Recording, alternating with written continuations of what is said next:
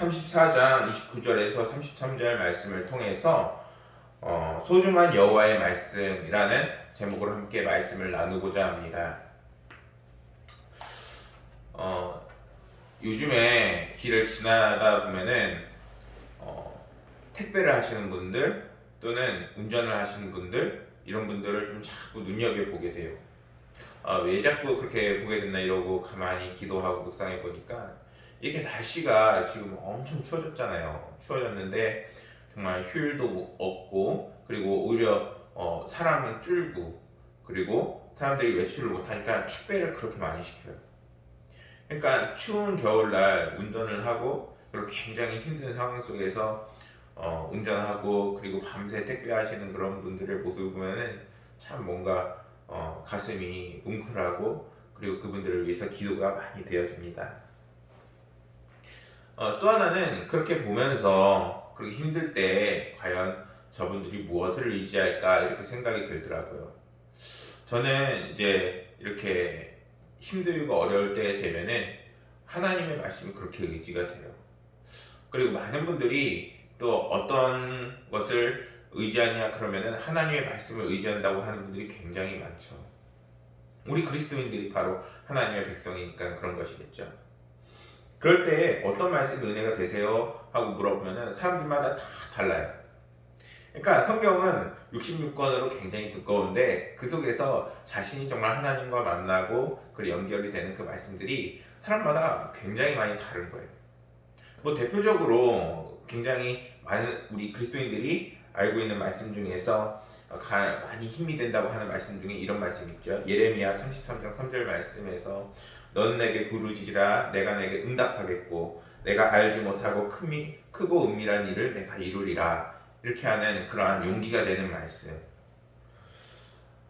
민수기 6장 24절에서 26절 말씀에서는 여호와는 내게 복을 주시고 너를 지키시기를 원하며 여호와는 그의 얼굴을 내게 비추사 은혜 베푸시기를 원하며 여호와는 그 얼굴을 내게로 향하여 드사 평강 주시기를 원하노라 할지니라 라는 말씀처럼 정말 저희 교회에도 이제 뒤쪽에 가면은 그 주보 놓는 데 옆에 그 말씀 구절이 적혀 있는 그 패가 있어요.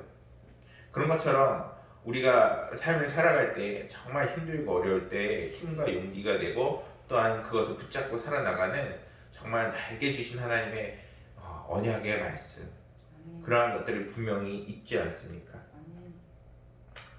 저는 그래서 그런지 찬송가 중에서 이제 저희 어머니는 굉장히 싫어하세요.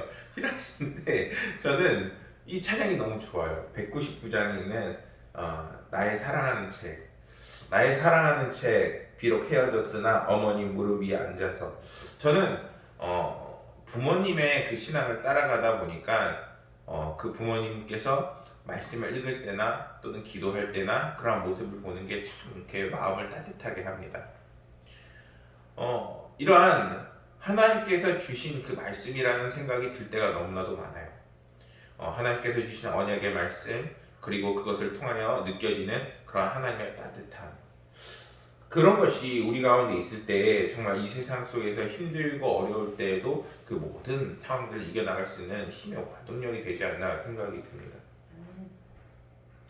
오늘 말씀에서 선지자 훌다의 예언을 들은 요시아가 백성들 앞에서 율법책을 공개 낭독하고 하나님의 백성의 언약을 다시 한번 고쳐서 새롭게 하는 종교개혁을 단행합니다. 요시아 왕은 훌다를 통해서 들은 하나님의 말씀을 가슴 깊이 새기고 다시 한번 하나님의 뜻에 합당한 모습으로 우리가 다시 한번 살아가자고 결단하고 결심하는 것을 우리 온 백성 앞에서 선포하고 있습니다.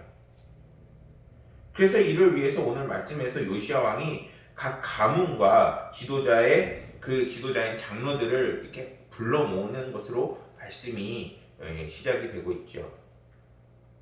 30절 말씀에서 여호와의 성전에 올라가매라고 하는 그 말씀은 한글 성경에는 정확하게 나와 있지는 않지만 그 왕이라는 그 단어가 앞에 붙어 있습니다. 그러니까 그 왕이 여호와의 성전에 올라가매라는 것이 직역하면은 오히려 이렇게 번역이 되어 있다는 것이죠. 그래서 30절 말씀은 요시야 왕이 모든 장로들을 예루살렘으로 불러 모으고 그렇게 모은 장로들과 함께 더불어서 중요한 일을 추진하기 위해서 여호와의 전에 함께 그들이 마음과 열정을 갖고 올라가고 있는 모습을 보여주고 있는 것입니다. 이러한 말씀은 여호와의 율법책을 발견한 이후에 종교개혁을 시행하려는 요시야 왕의 강력한 그 의지가 지금 성경에서 드러나고 있는 것입니다. 사실 이 말씀을 읽으면서 오늘날에도 우리가 지금 코로나 바이러스로 인해서 지금 서로 각자 자리에서 예배를 드리고 있잖아요. 많은 분들한테 물어보면은 제 시간에 예배 드리지 못한 분들이 너무나도 많아요. 왜냐면은 편해지고 그리고 우리가 버튼 클릭 하나만 하면은 언제든 온라인으로 예배를 드릴 수 있기 때문인 거죠. 내가 편한 시간대에 내가 그냥 예배를 드리는 거예요. 하지만 우리가 만약에 교회를 나오게 되면은 11시에 또는 각자 정해진 시간에 하나님과 약속된 시간에 그렇게 예배를 드리잖아요. 그게 무엇을 의미하는 건가요? 하나님과 약속을 했고 그리고 하나님 앞에서 내가 예배를 드려서 내가 하나님의 백성으로 더욱더 다잡아가는 우리의 인생으로 만들어가는 것 아니겠습니까? 우리가 끊임없이 그것을 잊지 말아야 돼요. 비록 코로나 상황에서 각자 예배 드리고 있지만 정해진 시간에 정해진 말씀을 아버지 하나님께 드림으로써 우리가 더욱더 하나님을 알아가고 배워나가는 그 시간이 굉장히 우리가 깨어 있어서 하나님 중심으로 살아나가야 됨을 우리가 잊어서는 안 된다는 것입니다. 때문에 오늘의 말씀의 이 본문 구절은 굉장히 우리에게 중요한 말씀이라고 생각이 듭니다. 이처럼 성경은 하나님과 이스라엘 백성이 언약으로 맺어진 관계라는 것을 끊임없이 말씀합니다. 오늘 성경에서는 이 율법책을 발견한 그 요시야 왕이 율법책이 아니라 언약책이라고 말씀을 해요. 성경이 율법을 말씀을 하고 그것을 지켜나가는 거라고 얘기하지만 오늘 말씀에서 언약책이라고 오히려 얘기하는 것은 이 주신 언약 속에 이 율법책 속에 그 언약의 그 내용이 담겨있기 때문인 것입니다. 다시 말해서 이 언약을 맺은 이스라엘 백성과 여호와 하나님 사이에 이러한 약속을 갖고 그리고 그것을 통해서 지켜나가는 관계를 맺어나간다는 거예요. 이스라엘과 언약의 관계를 맺은 하나님께서는 이스라엘을 보호하시고 그리고 함께 하실 책임과 의무가 있으세요. 반면에 우리는 어떠한 책임이 있을까요? 그거는 하나님께 어떻게 예배를 드릴 것인지, 어떻게 최선을 다해서 하나님께 나아갈 것인지, 어떻게 하나님을 찾을 것인지 하는 신앙과 그리고 그러한 삶을 사는 것에 대해서 우리에게 분명히 책임이 있는 것입니다. 우리가 그것을 잃어버리면은 어느 순간 우리의 신앙이 흔들려 버리게 되는 것이고 그리고 하나님을 찾지 않고 언제든지 우리가 온라인으로 예배 드릴 수 있으니까 라는 잘못된 생각에 빠져버리게 되는 것입니다. 오늘의 말씀처럼 우리가 하나님과 맺어진 언약의 백성이라는 것을 반드시 기억하면서 그것을 지켜나가는 인생을 살아나가야 하는 것입니다. 이러한 의미를 강조하기 위해서 성경은 오늘 말씀에서 율법책이 아니라 언약책이라고 표현을 하고 있는 것입니다. 그리고 이스라엘은 여호와 하나님의 언약을 맺은 자들로서 여호와 앞에 언약을 굳건히 지켜야 하는 것을 오늘 요시야 왕이 우리에게 보여주고 있는 것입니다. 우리의 모습도 이렇게 요시야 왕처럼 신앙에 대해서 열정을 갖고 하나님 앞에 자발적으로 그리고 하나님과 그 언약 백성이라는 걸 잊어버리지 않고 결단하는 신앙의 그리스도인들이 되어야 되는 것입니다. 어떻게 보면 이건 정체성을 물어보는 거예요. 과연 너는 누구냐? 너는 어떻게 살아가는 사람이냐? 사실 이제 이쯤 되면은 이미 수능도 끝났고 아이들이 많은 진로들을 결정하고 있을 거예요. 그런데 막상 대학에 가게 되면은 들어간 고등학생 이제 청년이죠. 청년들이 많이 오히려 혼란을 겪어요. 내가 생각했던 공부는 이런 게 아닌데 라고 경험하는 청년들이 많은 거죠. 근데 그런 혼란들이 자신의 진로에서만 나타나는 게 아니에요. 자신의 인생에서 그리고 나의 삶의 방식에서 태도에서 이 모든 것들조차도 하나님과 함께 하지 않으면 흔들리고 그리고 우리의 삶이 어떻게 나아가야 하는지에 대해서 반드시 질문하는 때가 오게 됩니다. 때문에 우리는 어떻게 살아가야 하는 걸까요? 그거는 오늘의 말씀처럼 우리가 그리스도의 백성으로서 하나님께서 우리와 함께 하시는 것을 그리고 따라가는 그리스도의 백성으로 살아나가야 한다는 것입니다. 때문에 우리는 끊임없이 질문을 하는 거예요. 어떻게 보면 연말이죠. 이제 연말이 되고 새로운 2021년을 맞이한 이때에 과연 나는 하나님의 백성으로 살아가고 있는가? 그리고 나는 하나님의 백성으로 어떻게 살아가야겠는가? 우리가 다시 한번 되짚어보고 그리고 반드시 돌이켜서 하나님 앞에 우리의 모든 것을 내려놓고 하나님과 다시 한번 끊어져 있다면 하나님께서는 반드시 하나님께 돌아오는 자들을 품어주시기 때문에 하나님 앞에 겸손하게 나아가서 하나님과 다시 언약을 맺는 그러한 은혜가 우리 가운데 있어야겠습니다. 예레미야 34장 18절에 이러한 말씀이 있습니다. 송아지를 둘로 쪼개고 그 두 조각 사이로 지나매 내 앞에 언약을 맺었으나. 고대 근동에서 언약을 체결한다는 것은 단순히 약속을 정하고 계약을 한다는 의미가 아니에요. 이 언약을 체결한다는 것은 재물을 둘로 쪼갠 후 쪼개진 그 재물 사이로 언약의 그 두 당사자가 들어감으로 이루어졌다라는 말로써 당사자가 어느 한쪽이 그 언약을 어기게 된다면은 쪼개진 재물처럼 반드시 죽임을 당하는 그러한 확증의 약속인 것입니다. 한마디로 오늘 우리가 예배를 드리고 그리고 하나님께 나아가는 것이 가볍고 쉬워 보이지만 실제로는 이렇게 핏값으로 세워지고 또한 하나님께서 우리와 맺어진 언약이 결코 가볍지 않다는 것을 우리에게 말씀하는 것입니다. 때문에 오늘날 우리가 살아갈 때에는 반드시 하나님께 우리의 마음과 정성과 뜻을 다하여서 하나님께 경배 올려드리고 하나님과 정해진 이 약속된 시간에 하나님께 예배드릴 수 있는 철저함이 우리 가운데 있어야 되는 것입니다. 31절 말씀에서 마음을 다하고 목숨을 다하여 여호와를 순종하고 그 계명의 법도와 율례를 지켜라고 분명히 말씀합니다. 이것은 요시야 왕이 하나님과 다시 한번 새로운 체결을 하고 그리고 그렇게 해서 가장 먼저 한 것이 바로 이러한 율법에 순종하고 지켜나가고 있는 모습을 우리에게 보여주고 있는 것입니다. 여호와를 순종한다라고 표현하는 것은 직역을 하면은 여호와의 길을 따라 걷는다라고 직역된다고 합니다. 다시 말해서 이제 이스라엘 백성들이 자신들의 기본적인 삶의 자세를 이제는 여호와를 따라가고 흉내내고 닮아나가는 인생을 살아나간다는 거예요. 오늘날에는 누구의 모습을 따라가야 할까요?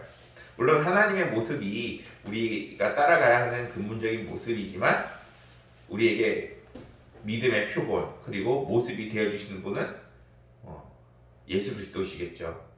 우리가 끊임없이 예수님을 닮아나가는 삶, 예수님과 함께하는 삶, 이제는 성령님과 동행하는 삶을 살아나가야 하는 것입니다. 그럴 때 하나님의 모습을 닮아나가는 것이고 이제는 내가 뭔가 계획하고 나아가는 삶이 아니라 하나님께서 인도하시는 그런 삶으로 우리가 나아가게 되는 것입니다. 지금 이러한 닮아나간다라고 말씀하는 것이 또 어디에서 나오냐면 창세기 5장 21절에서 22절 말씀에 있습니다. 에녹은 65세에 무드셀라를 낳고 무드셀라를 낳은 후 300년을 하나님과 동행하여 이게 하나님과 동행하는 거예요. 하나님과 닮아나가는 모습을 지금 에녹이 살았던 거예요. 또 어디에 나올까요? 창세기 6장 9절 말씀에 이렇게 말씀합니다. 이것은 노아의 족본이라 노아는 의인이요 당대의 완전한 자라 그는 하나님과 동행하였으므로 하나님과 동행하는 삶을 사는 것 그리고 그렇게 할 때에 하나님과 더욱더 가까워지고 하나님의 모습을 닮아나가는 삶을 우리가 더욱더 살아나갈 수 있습니다.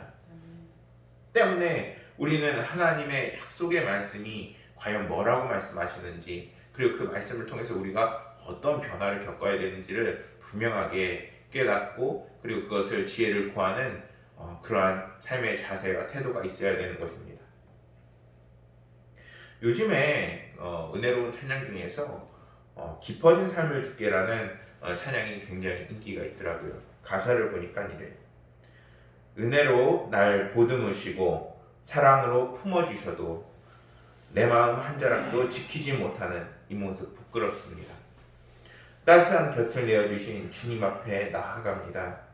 표현 못할 긍휼로 나를 붙드시사 주 이름만 바라봅니다. 사람의 마음은 끊임없이 흔들려요. 사람은 끊임없이 하나님을 바라보지 못하고 우리 삶에 있는 모든 문제와 고난으로 때로는 하나님께 멀어질 때가 너무나도 많지요. 그러나 우리가 오늘의 이 찬양처럼 더욱더 하나님의 그 가까워지심을 다시 한번 돌이켜보고, 그리고 더욱더 우리의 잘못을 주님 앞에 회개하고, 그리고 더욱더 하나님 앞에 나아가려고 한다면은 하나님은 더욱더 우리의 삶을 주님께 깊이 나아갈 수 있게끔 반드시 인도를 하십니다. 사람은 끊임없이 좌충우돌하면서 갈 수밖에 없어요. 하지만 그 모든 상황 속에서 우리가 주님을 붙잡고 회개하고, 그러면서 다시 한번 오늘의 말씀처럼 요시야 왕처럼 다시 한번 다잡고 나아가면은 하나님께서는 그 모든 상황들을 합력하여 선을 이루신데 사용하시게 되는 것입니다. 마틴 루터가 어느 날 아침에 혼자 아침 식사를 하고 있었습니다. 빵과 몇 조각 고기를 놓고 식사하는데 무릎 앞에 애완견이 루터를 지켜보고 있습니다. 그 개가 루터의 손이 식탁에 가면 식탁을 보고, 그리고 올려다 보면은 간절히 그 음식을 자신에게 줄 것을 이렇게 쳐다봤다고 합니다. 그 고기 조각을 떼어 개에게 주고 그 먹는 것을 보면서 이렇게 얘기했습니다. 이 개가 내가 먹는 이 고기 조각을 쳐다보는 것처럼 내가 하나님만을 이렇게 바라볼 수 있으면 얼마나 좋을까. 이 개는 고기 조각을 쳐다보면서 아무 생각도 하진 않지만 자신은 기도하면서 하나님 아버지라 불러놓고 이 생각 저 생각하고 결국 하나님을 바라보지 못하는 자신을 바라보게 된 것입니다. 사랑하는 여러분, 올해를 마치면서도 그 다음 해를 시작하면서도 정말 우리에게 지혜가 되고 능력이 되고 소망이 되고 힘이 되는 것은 하나님을 바라보는 것입니다. 여러분들 삶 가운데 이런 하나님을 바라볼 수 있는 약속의 말씀이 있기를 소망해요. 그것이 여러분들 삶 가운데 변화를 주는 가장 큰 핵심이 되고 용기가 되고 근원이 될 것을 믿습니다.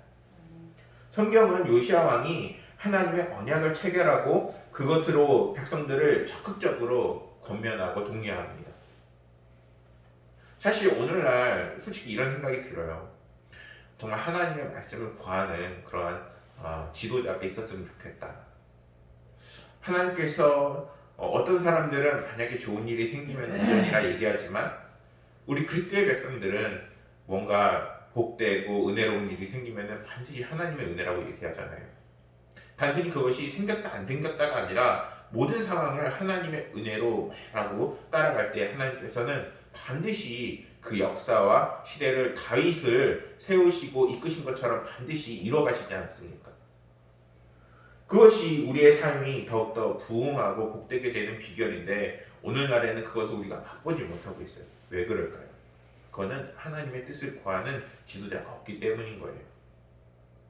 그런데 오늘 말씀에서는 정말 요시야가 이제는 하나님의 그 언약 백성이 될 뿐만 아니라 그리고 자신과 함께 백성들까지도 같이 하나님의 백성이 되고 하나님의 말씀을 지켜라 라고 하면서 이제 하나님의 말씀 중심으로 살아나가는 하나님의 언약 백성으로 끌고 가고 있는 거예요. 사실 이 말씀을 보면서 여러분들이 주변에 믿는 예수 그리스도의 그 백성들을 또한 그것을 전도한 사람들을 너무 뭔가 거부하지 않았으면 좋겠다라는 생각이 많이 들었어요. 어느 가정만 봐도 한 분의 어머니나 또는 아버지가 믿게 되면은 그 가족들도 같이 믿게 돼요. 이 나라도 이 민족도 누군가 한 명으로 시작해서 그것이 전파되어지는 거예요.